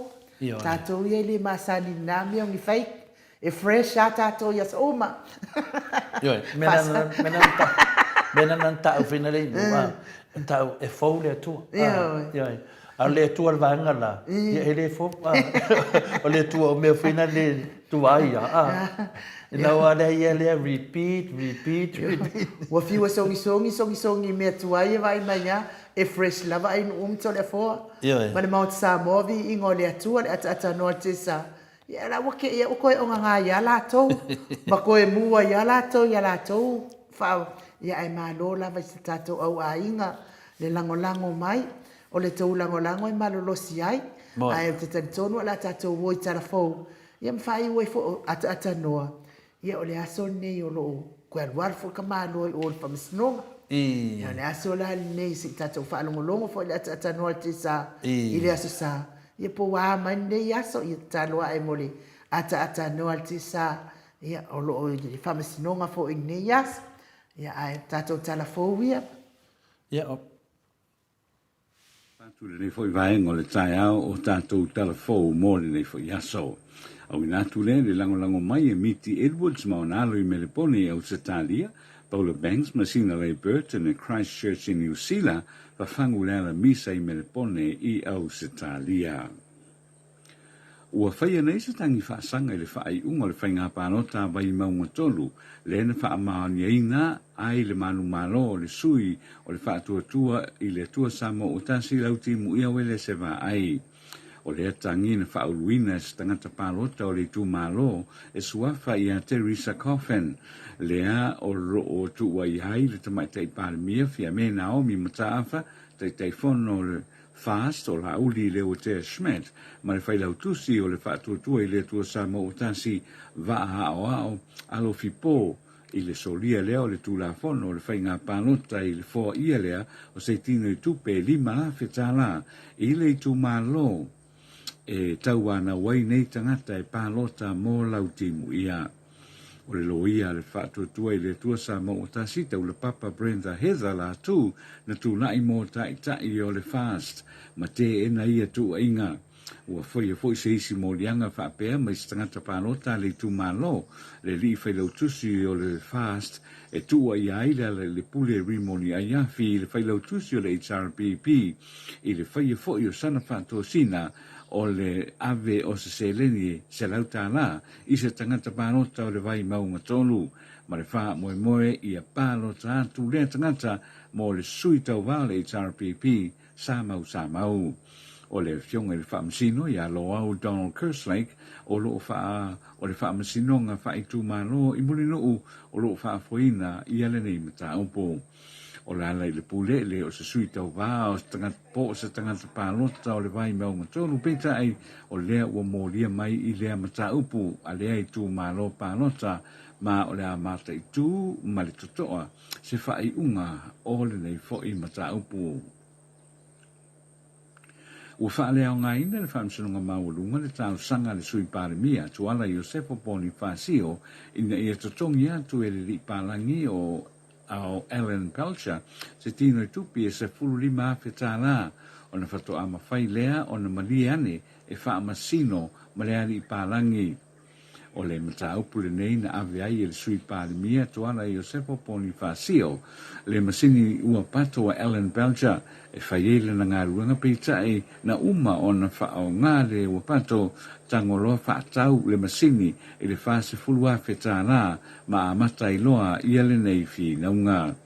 Sa tau mawhai Ellen Pelcher e toe ave ese lana masini ua pato mo le ono tausanga peitai sa tau fiofi maupea iai tuala poni whasio te tununga o le masini o lana me tōtino o na ua tele tausanga i le o sa ilia pe ele o kea tufu i lea li i o Ellen Pelcher e aluatu e ave ese mai lea masini mai a te ia.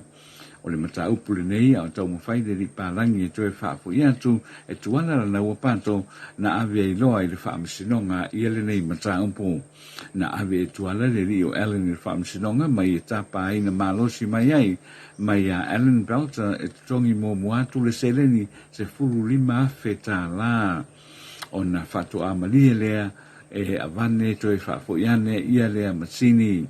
O ia ngā ioinga uma sa whaia le sui pālemia ae o lea fwoi o loo ngā ioi ia le talsanga e tīpoti e se mai ai ia le li i whaipisi nisi le nei mai Samoa whaapea ua uma le pe ita sa mawhai ai ona nofo mau i Samoa nei ai sa finau foi ia le ali palangi ana le whaatau e se ina atu e tuala lana masini ua pato se manu e whaatau e se lava e ia lana masini to tongi umana i tālafu ma toi fo i loa i rona tunu ui au se tānia.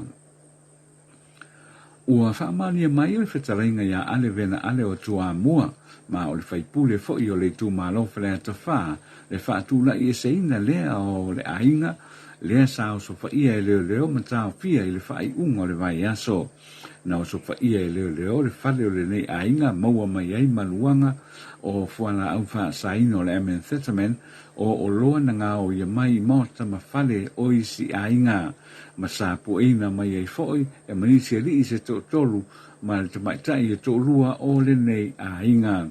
Sao noa ale vena ale o le ainga le nei e leo tangata tua mua peitai na o lātou whātau wina se whaswhanua o le fionga ma e o mai i le so o lo o lātou si i pēr le tā ma whaavevesi le nuu ma ina ua tūlai mai le mata upu le nei le whai unga le vai aso na tea na whai ai loa ma le lātou whai unga e whaatūla i ese o le nei mata upu e te tonu talafau le hao i le whaamasinonga pe a whai e whaata tia se tangi a le ainga ona o le whanua o lo nonofwai e umia sa o loto sa o noa wha o pupo foi ale vena e le wha apea o ni whanua sa o loto ono mai e lea so ona whai le sa o lotonga ma o le anga i foi le fioanga e fina u le sa o lotonga malona fi le mu i mata upu wha pe nei marisi e le avea le nonofo i whanua sa o loto e ta fili sa uno ai i tū la fono mo le fioanga a toa. Tana whaai ua toa whāta mata alo fau le au te ito fitu le manu Samoa o filifilia i le vai whaai u o le tanu sanga te ito fitu a le lalorangi lea o le a whai e whalani le whaai unga le vai aso nei o le tamata aloia me lani matawao to e vala awina e malanga atu i whalani e a wai masauni i lea taminu sanga o filifilia fo i fuli whaafowina mai le karapu la kapia wa yala e malanga whaatasi i whalani ma mea lani o le isi o pisi le lua o le kalapu la kapia manisi au kilani o se isi foi ali i talavo ua filifilia mo le nei tauvanga o le rii leo Elijah Niko o lo taalo nei falani ma o le whaatasi ane foi le au lea ua malanga atu i falani a o le i a mataina le tāmulu sanga i le whai unga o le vai aso nei telefona mo le nei taiao whaaftai le whaasfonga mai whaasoi fuia. Pamalo le mamalo tato watunu uri whaafonga mai tato talafo nei tai au. Ia o mesi fo i malta ua whaafitai fo i whaonga ino le ia tau. Ia alia fo i tina. Ia e toi abatua ia nei mata upu si e whai awala le atua. Si ka ko ki ropo le ala le i tu a inga o whai unga o le a whai e whamasino. O whai unga o mata upu ale tina lea ia po.